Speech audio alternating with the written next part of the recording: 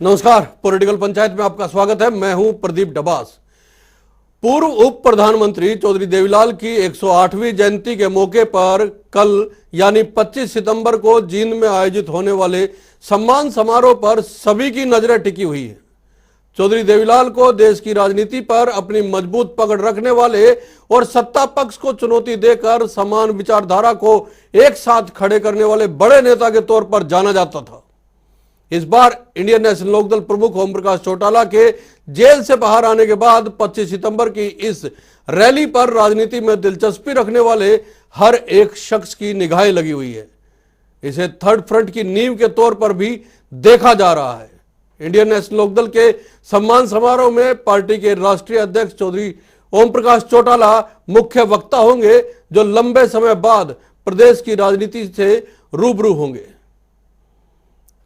उनके अलावा इस रैली में पूर्व प्रधानमंत्री एचडी देवगौड़ा, पंजाब के पूर्व मुख्यमंत्री सरदार प्रकाश सिंह बादल, उत्तर प्रदेश के पूर्व मुख्यमंत्री मुलायम सिंह यादव, जम्मू कश्मीर के पूर्व मुख्यमंत्री फारूक अब्दुल्ला, पूर्व मुख्यमंत्री चंद्रबाबू नायडू, टीएमसी नेता और पूर्व केंद्रीय मंत्री यशवंत सिन्हा, जनता दल यूनाइटेड के प्रधान महासचिव केसी त्यागी और राष्ट्रीय लोकदल के अध्यक्ष जयंत चौधरी समेत कई नेता मौजूद होंगे। इन सभी की मौजूदगी तीसरे मोर्चे के गठन की अटकलों को तेज कर रही है। हालांकि जानकार यह भी कह रहे हैं कि देश की मुख्य विपक्षी पार्टी कांग्रेस जब पिछले लंबे अरसे से संघर्ष कर रही है, तो ऐसे में थर्ड फ्रंट की बात देश की राजनीति में कितनी सार्थक सिद्ध होगी, यह देखने वाली बात होगी।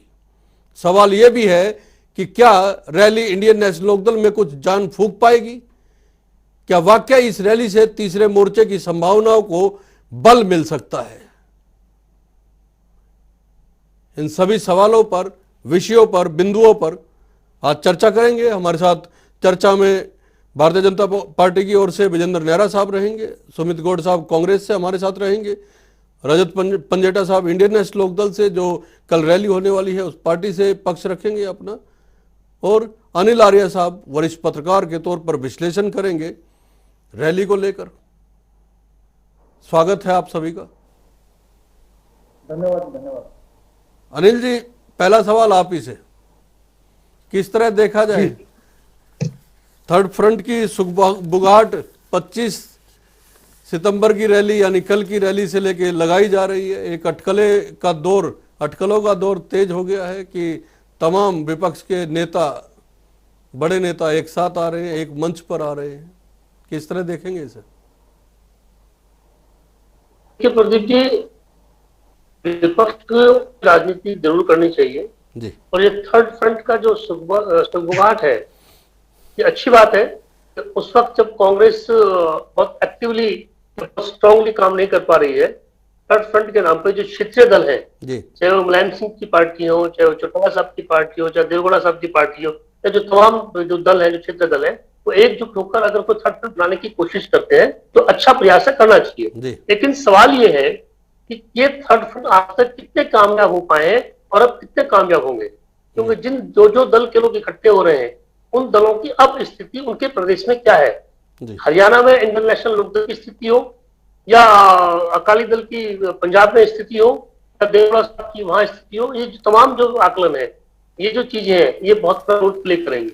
मेरा मानना यह है कि थर्ड फ्रंट के नाम पे ये अपनी अपनी मजबूत पकड़ अपने इलाकों में तो कर पाएंगे, लेकिन सब मिलकर कोई बहुत बड़ी चुनौती भाजपा के लिए खड़ी कर पाएंगे, ये बड़ा मुश्किल है।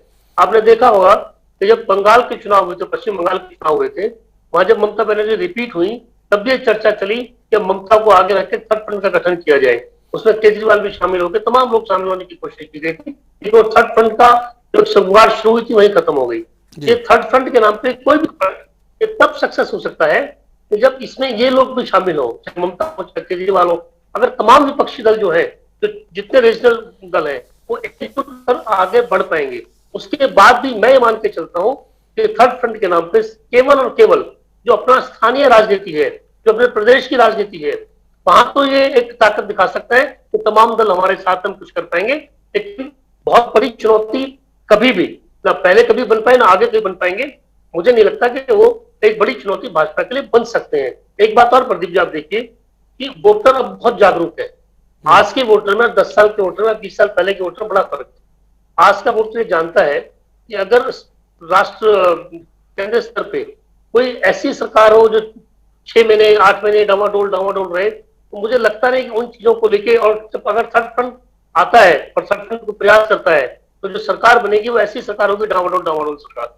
तो मुझे लगता नहीं कि डावाडोल सरकार होगी। लेकिन अपने अपने स्टेट में तो अनिल साहब, ये अपने अपने स्टेट में तो 2019 के बाद ही ये साफ दिखने लगा था कि भारतीय जनता पार्टी अगर राज्यों में चुनाव में अगर कोई मुकाबले में होगा तो वो क्षेत्रीय दल ही होगा, राष्ट्रीय पार्टी शायद कोई मुकाबले में ना हो। ये 2019 के बाद से लगभग लगने लगा था कि 24 तक तो ये स्थिति रहेगी। रजत पंजेटा साहब, जी बोलिए। मैं एक बात, जो कांग्रेस है, कांग्रेस की स्थिति आप राज्यों में देख लीजिए, वो लोकल पार्टी के तौर पर भी खत्म होती जा रही है। कितने स्टेट्स में रहेगी अभी? मुझे लगता है कि जो आप बात कह रहे हैं कि लोकल पॉलिटिक्स वाली या स्थानीय क्षेत्रीय दलों वाली, वो बिल्कुल ठीक कह रहे हैं आप।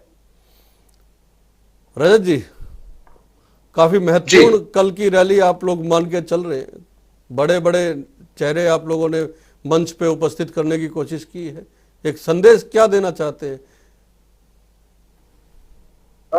देखिए देवास जी, अभी पिछले राजनीति की अगर तौर पे हम बात करें तो हाल ही 5 राज्य थे, उसमें अभी ये जिक्र भी कर रहे थे जो अपने राजनीतिक विशेषज्ञ बिठाए हुए हैं, और इन्होंने अलग अलग स्टेट्स के बारे में बात करी। तो यशवंत सिन्हा जी पूर्व वित्त मंत्री रहे हैं देश के, अब टीएमसी के अंदर है। तो ममता जी की पार्टी से अगर उन्होंने पहल करी थी पहले, तो एक पहल तो साथ साथ और भी हो सकती है, और उसमें मुख्य रूप से ये है कि चौधरी ओम प्रकाश चौटाला जी का जो देखिए प्रण है, किसी को तो लेना ही पड़ेगा। आज देश की जो हालात है, बेरोजगारी को ले लीजिए, महंगाई को ले लीजिए, और देश पे कर्ज ले लीजिए। अभी मैंने जिक्र किया हाल ही में 5 राज्यों के चुनाव, 852 सीटों पे चुनाव हुआ था। देश की सबसे बड़ी पार्टी इन्होंने कहा भारतीय जनता पार्टी। भारतीय जनता पार्टी अगर इतनी बड़ी पार्टी है तो कम से कम 850 852 में से उसे 700 600 400 500 सीटें तो ले जाते, 300 ही ले जाते, 200 250 ले जाते। क्या 152 पे सिमटना इतनी बड़ी, आप इनको कहते हैं कि देश की सबसे बड़ी पार्टी है? उसके बाद कांग्रेस की जहां तक बात आती है, कांग्रेस से देखिए ज्यादातर कांग्रेस ने देश पे राज किया, और जब राज किया तो जैसे 2G जैसे, कॉमनवेल्थ जैसे और अन्य घोटालों की वजह से भाजपा को एक मौका मिल गया इनकी बुराइयां गिना के कि हम इनसे अच्छे साबित होंगे, मगर इन्होंने और भी देश का बदला बिठा दिया। देखिए बातें सारी ठीक है आपकी भी, जो लोग मंच पे आप लोग कल इनवाइट किया है वो भी बड़े नेता हैं, इसमें कोई दो राय नहीं है। एक वक्त में उन लोगों का बड़ा नाम अभी भी है। देखिए, लेकिन कल जो कांग्रेस पार्टी की ओर से प्रदेश में आपकी स्थिति को लेके जो सवाल खड़ा किया गया और ये कहा गया कि विपक्ष में तो केवल एक ही पार्टी है, वो है कांग्रेस। कल देखिए, आप अगर आप 2014 की बात करें तो 2014 के अंदर मुख्य विपक्षी दल इंडियन नेशनल लोकदल था। अभय सिंह जी चौटाला जी जो थे वो नेता प्रतिपक्ष थे, और इनसे कांग्रेस से तो दुगने एमपी हमारे थे, जबकि हम क्षेत्रीय दल है। इनको तो पूरी नेशनल पार्टी है, इनके तो एमपी हमसे आते थे। ये तो आखिरी वक्त पे भीतर घात की वजह से जजपा के कारण पार्टी को संभलने का मौका ही नहीं मिला, और निश्चित तौर पे दोनों को फायदा हुआ। अगर आज किसी भ्रम में जी रहे हैं, चाहे ये भाजपा है, तो सवाल तो ये भी है ना, जब आप अपना घर नहीं बचा पाए तो फिर एक साथ कैसे आप ला सकोगे? जो हो गया, अरे जो हो गया सो हो गया। आप कल को जो रैली देखेंगे एक ऐतिहासिक रैली होगी। मैं आज आपको गारंटी, दावे से क्या, मैंने आपको कल फेस नहीं करना, मेरे आप वर्ड्स लिख के ले लीजिए, दावे के साथ ऐसी रैली होगी कि हमें जगह कम पड़ेगी। 4 पंडाल भी ऐसे लग जाए, वो भी कम पड़ने वाले हैं कल। आप रैली देखेंगे तब आपको पता चलेगा देश की जनता क्या परेशान नहीं है, महंगाई नहीं है, बेरोजगारी नहीं है। कौन से मुद्दे से महंगाई बेरोजगारी को लेकर तो नेहरा साहब से पूछेंगे, लेकिन सुमित गौड़ साहब सवाल आपसे भी है। कल तक तो आप ये कहते थे कि विपक्ष में केवल कांग्रेस है और इंडियन नेशनल लोकदल तो सदन में क्या सड़कों में भी कहीं नहीं है। ये तो मंच सजा दिया, एक बड़ा मंच, बड़े नेताओं को लेके आ रहे, एक सुखबगाहट आपके भीतर भी शुरू हो गई होगी, दुखचुक। पहले कहते थे, जो हम कल कहते थे वही हम आज कह रहे हैं, और वही मैं आज दोहराने जा रहा हूं। इस देश में बीजेपी पार्टी का अगर कोई विकल्प है तो केवल और केवल कांग्रेस पार्टी है, राहुल गांधी है, पहली बात। नंबर 2, फिर भी एक राष्ट्रीय पार्टी का प्रदेश का प्रवक्ता और कार्यकर्ता होने के नाते जो कल जितने भी पार्टियों के नेता दूर के राज्यों से हमारे हरियाणा की पावन धरती पे आ रहे हैं, सबसे पहले मैं शिष्टाचार के नाते उन सभी का स्वागत करना चाहूंगा और उन सभी को मेरा प्रणाम। आपके चैनल के माध्यम से वो भी देख रहे होंगे। तीसरी बात कि देखिए, थर्ड फ्रंट बनाई अच्छी बात है, लेकिन फ्रंट वही चलेगा जिसमें कांग्रेस पार्टी की भूमिका प्रधान के तौर पर रहेगी, जो राहुल गांधी जी की अगुवाई में रहेगा। क्योंकि आज केवल इस देश में 2 ही पार्टी हैं जो पूरे देश में हर प्रदेश में जिनकी सरकारें बनी हैं या नहीं है या हैं, चुनाव में है या रेस में है, तो केवल बीजेपी और कांग्रेस है। तो निश्चित तौर पे मेरा सभी पार्टियों से निवेदन है कि हम सबको इस देश की जनता के ये रजत जी से सवाल मैं ले लूंगा कि फ्रंट वही रहेगा जिसका नेतृत्व राहुल गांधी करेंगे, लेकिन विजेंद्र नेहरा साहब, महंगाई, बेरोजगारी, कृषि के मसले, इन सब को लेके एक नाराजगी जो लोगों में या विपक्षी दलों में बनी हुई थी, उनको लेके अब एक साथ आ रहे हैं, कैसे संभालेंगे आप लोग? आवाज ठीक से आ रही है मेरी? आ रही है। प्रदीप जी, देखिए, कल एक नहीं दिवस है। एक ताऊ देवीलाल जी जो हरियाणा प्रदेश के और देश के एक बड़े महापुरुष हैं और हम सब लोग उनका सम्मान करते हैं। इसके साथ साथ पंडित दीनदयाल उपाध्याय जी की भी कल जयंती है और दोनों महापुरुषों की जयंती भारतीय जनता पार्टी मनाती है, हमारे बूथ स्तर के कार्यकर्ता मनाते हैं और दोनों को हम स्मरण करते हैं, याद करते हैं। इसके साथ साथ जहां तक आपने इंडियन नेशनल लोकदल पार्टी और जो रैली पे जो चर्चा है, तो ऐसे लोगों को इकट्ठा करने का काम इनेलो पार्टी कर रही है जिनका जमाना अब जा चुका है और जनता जिनको रिजेक्ट कर चुकी है। जमाना नहीं गया है ना। केसी त्यागी साहब आ रहे हैं साहब, आप ये बताइए, केसी त्यागी साहब अगर यहाँ आ रहे हैं और तीसरे मोर्चे की सुखबुगाहट हो रही है, उसका जवाब दे दीजिए नेहरा साहब। केसी त्यागी जी और नीतीश कुमार जी की स्टेटमेंट सुनी है आपने? केसी त्यागी जी से आप जैसे किसी वरिष्ठ पत्रकार ने सवाल किया था कि क्या आप थर्ड फ्रंट का हिस्सा बनना चाहेंगे, तो केसी त्यागी जी ने बड़ा प्यारा जवाब दिया था कि भैया हम तो पहले से ही फर्स्ट फ्रंट में हैं, जब हम पहले से फर्स्ट फ्रंट में हैं तो हम थर्ड फ्रंट में क्यों जाएंगे। तो ये तो केसी त्यागी जी का जवाब था। तो जवाब कुछ देना है और अटकलों में शामिल रहना है। देखिए मैं बताना चाहूंगा, इनेलो अपने अस्तित्व की लड़ाई लड़ रही है और एक बुजुर्ग और सम्मानित जो चौधरी ओम प्रकाश चौटाला जी जो एक बहुत बुजुर्ग नेता हैं, उनके सहारे से वो पार्टी चल रही है। वो बुजुर्ग व्यक्ति हैं, उनका सम्मान है, उनको आराम करने की ये उम्र है। इस उम्र में भी उनको तकलीफ देने का ये लोग काम कर रहे हैं। और देखिए, इनेलो पार्टी को जनता ने पिछले 15 साल से रिजेक्ट किया है और रिजेक्ट किस लिए किया है? इसीलिए किया है कि इनेलो को आज भी हरियाणा रजत जी, भ्रष्टाचार के लिए, इनेलो अस्तित्व की लड़ाई लड़ रही है, तो ये मान के चले कि कल की रैली से कुछ ऑक्सीजन मिलेगी पार्टी को? ऐसा है, इनको एक तो शर्म आनी चाहिए हमारे नेता के बारे में ऐसी टिप्पणी करने। काम कीजिए, जितने बुजुर्ग भाजपा में, पहले उनको घर में बिठाओ। आप क्या शब्दों का इस्तेमाल पहले आप जितने आनी चाहिए। मैंने जो बात, नेहरा जी बात तो सुनो, किस बात से बोली है? आप कह रहे हो कर रहे हैं क्या हो गया? पार्टी को गुंडागर्दी के लिए, भ्रष्टाचार और परिवारवाद के लिए जाना जाता हो, शर्म उसको आनी चाहिए।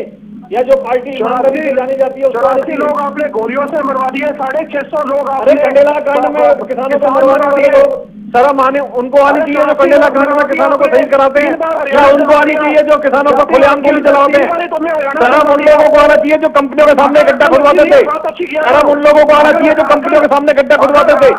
शर्म उन लोगों को आना चाहिए जो भ्रष्टाचार करते थे। परिवार सुनिए, अरे सुनिए नेहरा साहब, रजत जी सुनिए, सुनिए नेहरा साहब, सुनिए, रजत जी सुनिए एक बार। सवाल ये है, अरे सुन लीजिए साहब, दोनों का ऑडियो बंद है, किसी का नहीं आ रहा है, किसी का ऑडियो नहीं आ रहा, सुन लीजिए रजत जी। सवाल छोटा सा ये है कि भारतीय जनता पार्टी का यह कहना है कि धरातल पे उतनी मजबूत नहीं है इंडियन नेशनल लोकदल और पार्टी को ऑक्सीजन देने के लिए, कुछ सांसें देने के लिए कल का आयोजन किया जा रहा है। भ्रष्टाचारी और गुंडागर्दी वाली जो पार्टी है उसकी भाषा नहीं चलेगी यहाँ पे। क्या टीएमसी अगर ये बात करते हैं बंगाल के अंदर टीएमसी से अगर आ रहे हैं यशवंत सिन्हा जी, तो क्या उनको आराम करना चाहिए? क्या मुलायम सिंह जी के बेटे अगर कल को मुख्यमंत्री बनते हैं अखिलेश यादव जी, उनको दिक्कत है इस बात से? क्या फारूक अब्दुल्ला जिनको ये कह रहे हैं, क्या उनके बेटे जम्मू कश्मीर के आगे मुख्यमंत्री पहले नहीं थे, आगे नहीं हो सकते? सवाल तो रजत जी ये किया है कि क्या कल आपकी जो रैली की गई है उससे पार्टी को कुछ मजबूती मिलेगी या अभी भी स्थिति वही रहेगी? ये नेहरा साहब ने सवाल किया है। दबास जी अगर ये सपनों में है तो इन्हें सपनों से जाग जाना चाहिए। अभी तक ये सपनों में ये सोचते जैसा वो इतिहास में हो गया आगे आने वाला कल भी ऐसा ही होगा। ऐसा नहीं होगा। आपके हरियाणा जलवाने से बेरोजगारी के मुद्दे छुप नहीं जाएंगे। जाति पात आपने शुरुआत किया, जहर आपने खोला, सामाजिक ढांचा आपने बिगाड़ा। अगर आप समाज में रहते हो और समाज में रहते हुए ऐसी ओछी बातें करते हो, ऐसी ओछी पार्टी के साथ रहते हो जिसे 3 बार ये हरियाणा जलवाया, आप भागते क्यों? आप आय दुगनी कर दोगे 6 महीने में, 4 महीने में आय दुगनी कर दोगे? क्या बेरोजगारी खत्म कर दोगे? अरे मैं अनिल आर्या साहब से एक सवाल ले रहा हूँ। अनिल आर्या साहब सुनिए, नेहरा साहब और पंजेटा साहब, नेहरा साहब पंजेटा साहब सुनिए, मैं अनिल आर्या साहब से एक सवाल ले रहा हूँ। मुद्दे का रजत जी सुनिए, अनिल जी मुद्दे बहुत ज्यादा हैं सरकार के खिलाफ जो विपक्ष इस समय उठा रहा है। उसमें बेरोजगारी भी है, उसमें किसानों का मसला भी है, महंगाई भी है, तमाम मुद्दे हैं जो विपक्ष के पास इस समय है। लेकिन क्या विपक्ष उसको उस तरीके से कैश कर पा रहा है जिस तरीके से किया जाना चाहिए था, जिस तरह से मोर्चे खोले जाने चाहिए थे, जिस तरह से सरकार को घेर लिया जाना चाहिए था? ये चेहरे मंच पे आ जाएंगे ठीक है, एक संदेश भी चला जाएगा ठीक है, लेकिन जिस मजबूती के साथ इंडियन नेशनल लोकदल को पिछले कुछ समय से जब से जेजेपी से अलग हुई है या जेजेपी इनेलो से अलग हुई है उसके बाद अपने आप को प्रस्तुत करना चाहिए था, क्या उसमें कामयाब रही है इनेलो? देखिए प्रदीप जी, ये जो मुद्दे हैं ये मुद्दे ऐसी कोई सरकार नहीं है, ये मुद्दे नहीं थे। महंगाई का मुद्दा था जब इंदिरा गांधी की सरकार होती थी तो वो गाना आया था, आया ये मजबूरी, महंगाई मार गई। तो तमाम तरह के मुद्दे हमेशा रहते रहेंगे। सबसे बड़ी बात जो आपने कही कि विपक्ष की जो भूमिका है, तो सशक्त विपक्ष की भूमिका है कि वो मुद्दों पर सरकार को घेरे, और ये बड़ी दुर्भाग्यपूर्ण स्थिति है। क्या ये मनोहर खट्टर सरकार का पिछला कार्यकाल था, तो ये कार्यकाल है विपक्ष उनको घेर नहीं पा रहा जितनी ताकत से घेरना चाहिए था। हरियाणा में कांग्रेस के इतना बड़े मेजोरिटी इस वक्त है, 31 विधायक उनके पास है, इवन कांग्रेस भी नहीं घेर पा रही। इनेलो का सवाल है, इनेलो जसपा के अलग होने के बाद इनेलो का जो कैडर था वो कर गया वो अब पूरी कोशिशें कर रहे हैं कि खड़े हो जाएं, और चौधरी ओम प्रकाश चौटाला जी का जो फॉलोअर्स है, जो उनके भक्त है पुराने, वो भी साथ खड़े है, लेकिन उतनी संख्या में नहीं जितनी संख्या में पहले थे। मुझे नहीं लगता कि चाहे वो इनेलो हो चाहे वो कांग्रेस हो, कि दोनों दल मिलकर भी कांग्रेस को, बीजेपी सरकार को और जेजेपी सरकार को उस ताकत से घेर पा रहे हैं जिस ताकत से घेरना चाहिए था। आप देखिए किसान आंदोलन के नाम पे जो घेराव सरकार का किया जा रहा है वही है। अगर उससे पहले आप उठा के देख ले, कोई घेराव कहीं कुछ नहीं हो पा रहा था। और अब भी मुझे नहीं लगता कि सरकार की जवाबदेही, कि सरकार को इस ढंग से इन्होंने मजबूर कर दिया हो कि सरकार घुटने टेक दे। वो नहीं टेक पा रही है, ना वो टेक पाएगी जब तक इनका अपना कैडर तैयार नहीं होगा। कांग्रेस के पास तो संकट ये है कि इनका संगठन ही तैयार नहीं है, इनेलो के पास संकट ये है कि इनका कैडर बिखर गया। अब चौधरी चौटाला जी के आने के बाद एक कोशिश की गई है, एक उत्साह कुछ लोगों में जगता है क्यों जुट जाए। और जहां तक कल की रैली का सवाल है प्रदीप जी, ओम प्रकाश चौटाला जी की आज तक कोई भी रैली नहीं रही है जो भी ताऊ देवीलाल जी के सम्मान में की गई है, कभी भी आप उठा के देख लीजिए, जो सक्सेस ना रही हो। इस बात पे कोई शक नहीं है। हरियाणा में चौटाला साहब का जो रिकॉर्ड है रैलियों का, वो सबसे बड़ा रिकॉर्ड है, सबसे बड़ी रिकॉर्ड रैली चौटाला साहब ने। लेकिन अनिल आर्य साहब, चेहरे तो बड़े आ रहे हैं। देखिए जिनका अपने अपने स्टेट्स में, क्षेत्रीय दलों में जनाधार है, एक बड़ा जनाधार हम कहेंगे, चाहे मुलायम सिंह यादव है, चंद्रबाबू नायडू है, चाहे प्रकाश सिंह बादल है, चाहे टीएमसी से सिन्हा साहब आ रहे हैं, वो है, मतलब हर पार्टी से बड़े नेता आ रहे हैं और हर पार्टी का अपने स्टेट में एक बड़ा होल्ड भी है। तो एक मैसेज तो जाएगा ना, देश की राजनीति में भी कल जिन से एक मैसेज जा सकता है। क्योंकि ये जो चेहरे आ रहे हैं, इन चेहरों का अपने अपने राज्य में बहुत बड़ा वजूद है। पहले भी कह चुका हूँ, ये क्षेत्रीय दल अपने राज्य में बड़े ताकतवर है, लेकिन इन क्षेत्रीय दलों के जो नेता आ रहे हैं वो एक मैसेज तो दे सकते हैं कि हम आगे जाकर तो एक थर्ड फ्रंट की शेप लेने की कोशिश कर रहे हैं। लेकिन इन क्षेत्रीय दलों के जो बड़े नेता आ रहे हैं, इन नेताओं के हरियाणा की जनता में क्या इम्पैक्ट है, हरियाणा की जनता पे कितनी पकड़ है कि जिससे ये लगे कि इन लोगों को बहुत बड़ी जान मिलने वाली है। और ये चेहरे आप कोई भी उठा के देख लीजिए, पिछले कितने सालों की रैली आप देख लीजिए, हर रैली में ये बड़े बड़े चेहरे आते रहे, कभी कोई और कभी कोई, ऐसा कभी नहीं हुआ। चौधरी ओम प्रकाश चौटाला ने हमेशा इस ताऊ देवीलाल जो थे ना जी, ताऊ देवीलाल से हरियाणा के नेता नहीं थे, वो देश के बड़े नेता थे, हाथी किसान नेता थे, वो प्रधानमंत्री रहे। उनके सम्मान के लिए, उनको श्रद्धांजलि अर्पित करने के लिए, उनके प्रति अपना सम्मान व्यक्त करने के लिए रजत जी, देश के बड़े बड़े नेता देवीलाल, चौधरी देवीलाल के नाम पे तो बड़े नेता आ रहे हैं, लेकिन कोई बहुत बड़ा राजनीतिक परिवर्तन इस रैली के माध्यम से जो आप लोगों की ओर से दावे किए जा रहे थे कि एक राजनीतिक परिवर्तन भी देखने को मिलेगा, एक दिशा मिलेगी प्रदेश की राजनीति को, उस तरह की संभावना तो कम से कम अनिल आर्य साहब कह रहे हैं कि नहीं दिख रही है फिलहाल। देखिए, हर एक के देखने का अपना अलग नजरिया है। निश्चित तौर के ऊपर जैसे हालात आज देश में हैं, जैसे कि मैंने आपके पिछले चुनाव, हाल ही में जो 5 राज्यों के चुनाव हुए उसके नतीजों का मैंने आपको उदाहरण देते हुए बात करी, जैसा आज देश में हालात है, आज के हालात देखते हुए जैसे एक नींव रखी जाती है, एक किसी अच्छे काम की नींव चौटाला साहब ने रखी, और उसमें सबसे महत्वपूर्ण बात मैं आज आपको टीवी के माध्यम से बताना चाहता हूं कि चौधरी ओम प्रकाश चौटाला जी ने थर्ड फ्रंट में कहीं पे भी ये नहीं है कि इंडियन नेशनल लोकदल जो पार्टी है उसका कोई सेंटर में हमें कोई प्रधानमंत्री पद या कोई पद नहीं, नहीं, आपकी ओर से तो यह बयान दिया गया है कि प्रदेश की राजनीति को नई दिशा मिलेगी, ये उसकी बात हो रही है। दोनों की, प्रदेश और देश, जब एक विकल्प की बात आती है, ओम प्रकाश चौटाला जी को एक आज हरियाणा प्रदेश की जनता इस तरीके से देखती है। अगर कोई हरियाणा प्रदेश की जनता के प्रदेश के इतिहास में अगर कोई मुख्यमंत्री रहा है, देश और प्रदेश की राजनीति को नई दिशा मिलेगी, एक विकल्प के तौर पे कर्ज उतारा है। सबसे महत्वपूर्ण बात है, खत्म करने दीजिए, 10 सेकंड लूंगा। हरियाणा का अगर किसी ने कर्ज उतारा है, आज कर्ज बहुत बड़ा चीज है, आज हर बच्चा 1 लाख रुपए से ऊपर का कर्ज लेके पैदा हो रहा है हरियाणा में। जब ये कांग्रेस गई, जब चौटाला साहब गए तो प्रदेश को सरप्लस छोड़ के गए थे, बजट के अंदर सरप्लस बजट था हरियाणा के पास। पिछला जो कर्जा था वो भी उतारा, कांग्रेस 1,60,000 करके गई और आज 2.5-3 लाख के आसपास जो है हरियाणा प्रदेश के ऊपर कर्ज है। बेरोजगारी ऊपर से है, बेरोजगारी, बोलिए, और किसानों का बुरा हाल। कम से कम रजत जी सुन लेते, जवाब ले लेते। आपने कई सारे सवाल एक साथ खड़े किए, जवाब ले लेते। इन्होंने किसानों का बुरा हाल किया। विधानसभा में कोई सदस्य है इनका, ना लोकसभा में सदस्य है, ना विधानसभा में सदस्य है, ना राज्यसभा में सदस्य है। कहीं कभी आपके भी दोस्त थे, कभी आपके पूरे देश में रजत जी सुनने दो, रजत जी सुनने दीजिए, रजत जी सुनिए, रजत जी सुनने तो दीजिए। खत्म होने की कगार पे है, मैं समझ सकता हूँ पीड़ा है आपकी, लेकिन सुनिए पहले, मैं बीच में नहीं बोला था आपके, खत्म होने की कगार पे है। देखिए मैं बताना चाहूंगा आपको, प्रदीप जी देखिए मैं बताना चाहूंगा, बड़ी विचित्र बात है। रजत जी, जिनको विधानसभा के अंदर ले करके एक विधायक था, वो भी अपनी जिम्मेदारी को छोड़ करके भाग गया।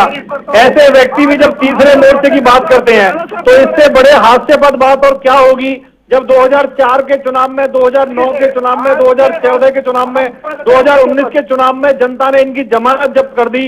इनको जींद उपचुनाव में उम्मीदवार नहीं मिले था, इनकी जमानत जब्त हो रही है चारों तरफ, और इनको मुकाबला बहन मायावती से है। इनका मुकाबला प्रदीप जी बहन मायावती से है। बहन मायावती को 3% वोट मिली थी, इनको 2% वोट मिली। इनका मुकाबला बहन मायावती से, मायावती जी को 3% सवाल ये है मुद्दों का, 2% वोट मिली। किसको क्या मिला अलग बात है, वो पिछले इलेक्शन की बात है।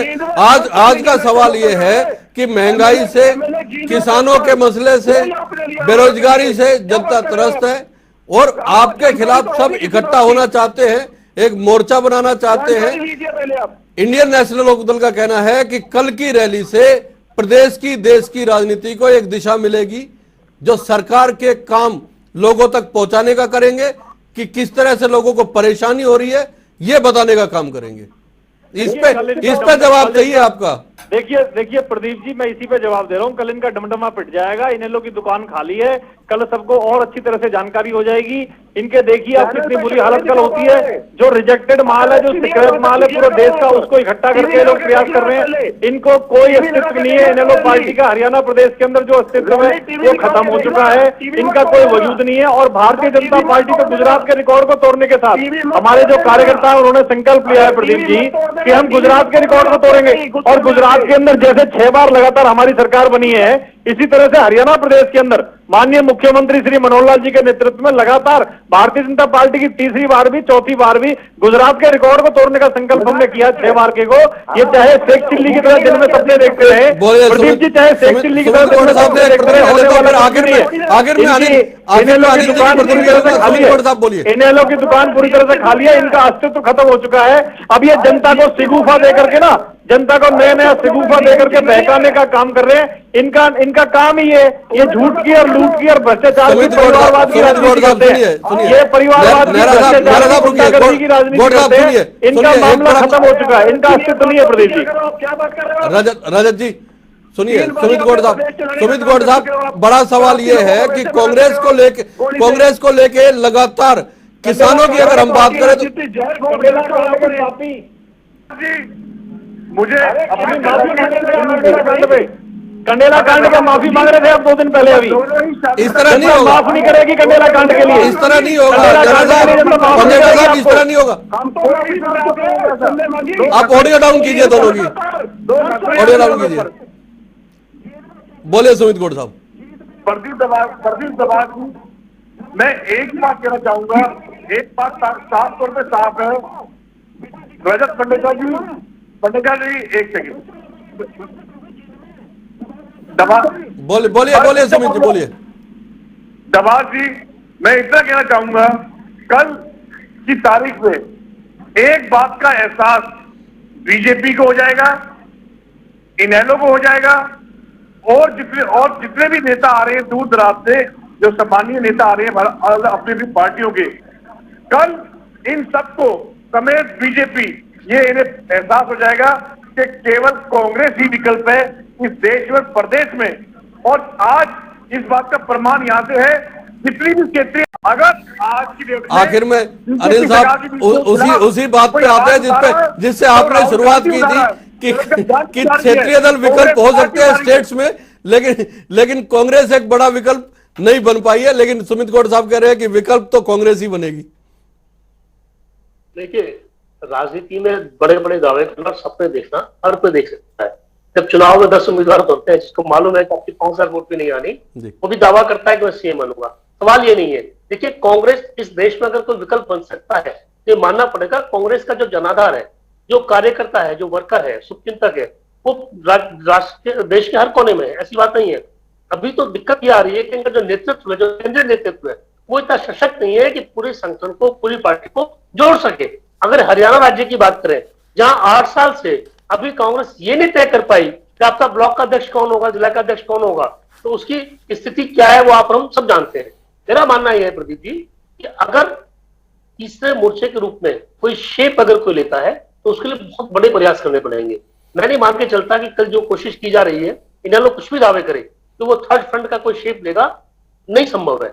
और जहां तक इनेलो को फायदा होने की बात है, मुझे लगता है कि ये तो हो सकता है कि जो इनेलो का वर्कर है, एक भीड़ देखकर उसके अंदर उत्साह जगे, लेकिन वो उत्साह कोई ऐसा असरकारी उत्साह होगा या वो कुछ ऐसा कोई इम्पैक्ट छोड़ेगा हरियाणा की राजनीति के ऊपर कि उसमें आमूलचूल परिवर्तन। तीसरे मोर्चे के गठन के लिए बड़ा प्रयास करना पड़ेगा। इतनी आसानी से चीजें नहीं बनती है। कांग्रेस कह रही है कि विकल्प सिर्फ वही है, लेकिन इंडियन नेशनल लोकदल का भी कहना है कि कल की रैली के बाद देश और प्रदेश की राजनीति को नई दिशा मिलेगी। देखते हैं रैली कैसी होती है कल की। बहुत बहुत धन्यवाद, नमस्कार।